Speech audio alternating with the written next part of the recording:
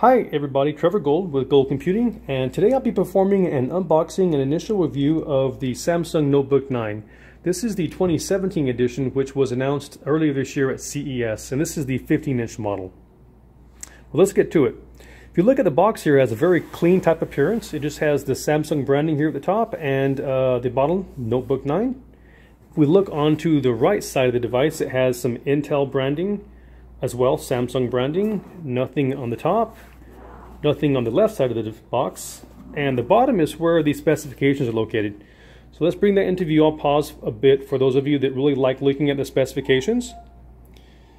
So some key points to mention here is this device ships with Windows 10 Home. The processor, the CPU, is an Intel Core i7-7500U. The LCD panel is 15 inches and is full HD. This has a dedicated NVIDIA 940MX DDR3L video card, has onboard memory of 16 gigabytes, and I should mention that whether you choose the 8 gigabyte model or the 16 gigabyte model, whatever you choose you'll be stuck with, as the memory is soldered onto the motherboard.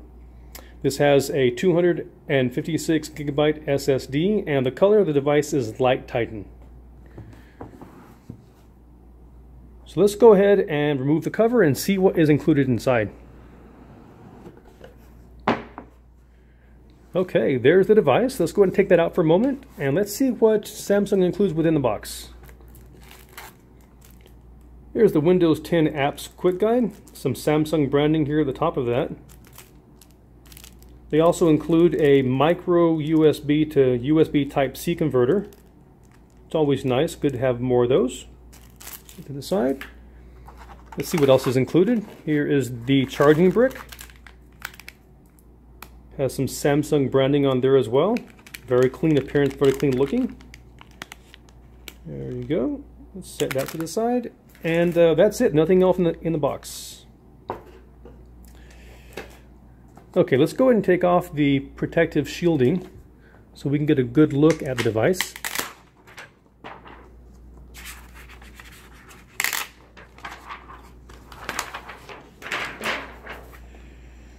Okay, and here we go. There is the device. You'll see on the front of it, again, a very clean type appearance. It only has the Samsung branding, slightly reflective there in the light. If we turn it around, nothing on the back, or nothing of importance at least. So let's go ahead for size reference for those of you that are wondering how this compares to a MacBook Air. I've got a MacBook Air 13-inch edition here, and let's go ahead and put these together and see what the size comparison is. So if I hold those together, we'll see that the Notebook 9 is slightly longer, but that's expected because it has the 15-inch screen versus the 13-inch screen on the MacBook Air. We look at all the other sides, all the dimensions are very similar.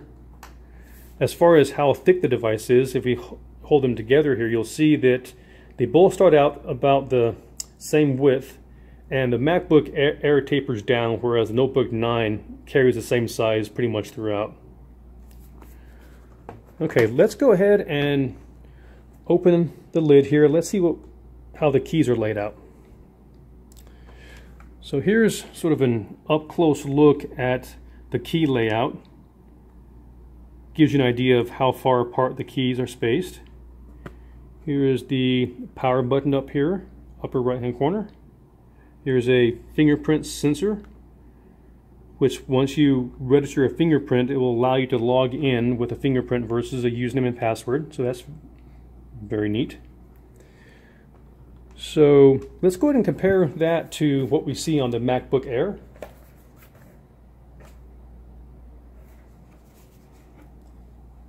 So as we see on the MacBook Air, the keys are actually black in contrast to the casing, whereas the keys on the Notebook 9 are gray, which do also match the casing. If I were to hold these together, the touch pads there look very similar in size. Okay. This display, although it has a very glossy type appearance now, I understand that once the device is powered on, that it almost has a matte type appearance, which really helps with glare and that sort of thing in light. Let's go ahead and close the device here, and let's go ahead and do a comparison of the ports that come available on the Samsung device compared to that of the Apple. On the right side of the device, there is a micro SD slot. There are two USB 3.0 slots and a full-size HDMI port. There you go. On the left side of the device, there is one more USB 3.0 port. There is the charging port, a USB Type-C port, which, as you can tell, you can also charge the device with a USB Type-C charger, which is very convenient, and the headphone jack. Now let's compare that with what we have on the MacBook Air. On the right side of the device, you'll see there's a full-size SD slot, there's a USB 3.0 slot, and a Thunderbolt port. Turn that to the left side, there is the charging port, another USB 3.0 port, and headphone port. So it looks like the Samsung device has one additional USB 3.0 port above and beyond that of the MacBook Air. Okay, well, that is pretty much what I wanted to show and demonstrate in my unboxing and initial first impressions. I can tell you that the device does feel very good in hand. It's very light. I can hold it from the corner, and it's very easy to carry. It's only 2.73 pounds. I think compare that to the 13-inch MacBook Air, which I believe is closer to 3 pounds and has a smaller display. So very excited to start using the device and to identify some pros and cons, which I will definitely talk about in my upcoming full review of the device. I think I'm going to go ahead and end the video here. Thanks for watching, and see you next time.